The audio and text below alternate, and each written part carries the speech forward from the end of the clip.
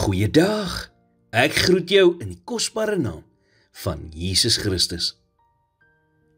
Iets wat ons dikwels vergeet, is dat wanneer God van jou verwag om sekere goed te doen met jou lewe, gee hy jou ook die krag om dit te doen. Voel dit vir jou, of jy op hierdie oomblik van jou lewe, op die rand van 'n kraan staan, en dat jy enige oomblik gaan afval? Voel dit vir jou, of jy nie een tree meer verder kan gaan? Vra jouself af, is dit nie dalk, omdat jy op hierdie oomblik baie meer doen, as wat God vir jou bedoel het om te doen nie? Jy sien, wanneer God sy plan vir jou lewe openbaar, gee hy jou ook sy krag om daardie plan te kan uitvoer.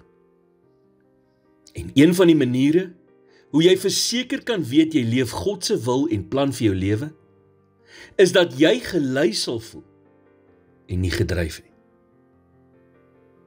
Wat is die verskil tussen om gelei te word teenoor om gedryf te word? As ons in God se plan stap vir ons lewens, word ons deur die Heilige Gees gelei. As ons in ons eie begeertes en vermoëns wandel, word ons gedryf deur daardie begeertes en vermoëns. Wanneer jy deur die Heilige Gees gelei word, beweeg jy in God se krag. Maar wanneer jy deur jou eie begeertes en vermoëns gedryf word, beweeg jy in jou eie krag. Daarom is daar so baie mense wat uitgebrand en moeg is, want hulle beweeg in hulle eie krag.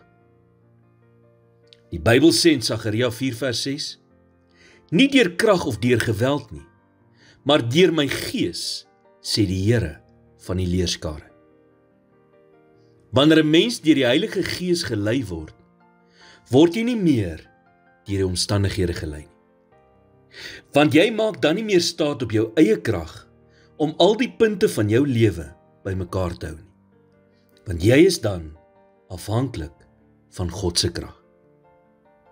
En God se krag is wat jy nodig het om op die einde van die dag aan die ander kant uit te kom. Here, vandag erken ek my afhanklikheid teenoor U.